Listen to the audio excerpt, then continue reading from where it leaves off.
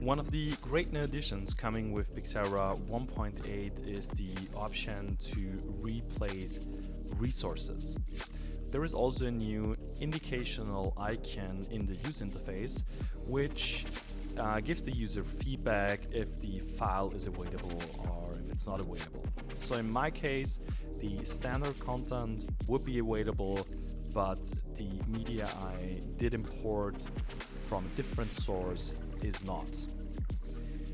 What's important to note here is, even though they're not available, I do see something in the preview.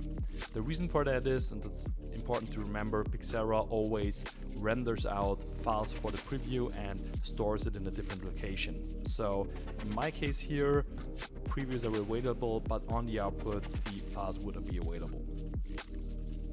Let's quickly expand the window here. And as you can see, I've got a path here on my D drive. And I also have this drive open now. And what I did is I did just change the directory, the name of the directory. And because of this, Pixera is not able, of course, to find the files. So there is this new option in Pixera. If you right click here, you can go for replace resources. And if you do so, you will find yourself with this tab, and there are some options you can choose from now. There is search and replace in path, so you search for something and replace it with whatever you want.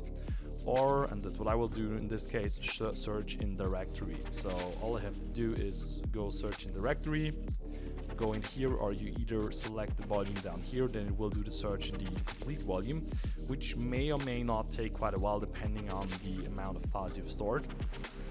So in my case, it's the media drive. I know it should be somewhere here in content, so that's what I will select now. So I hit OK, and I will hit start. And there we go. It didn't really take a lot of time, so it found some files and did replace the files. So let's hit OK, and as you can see, as I hit OK now, all files are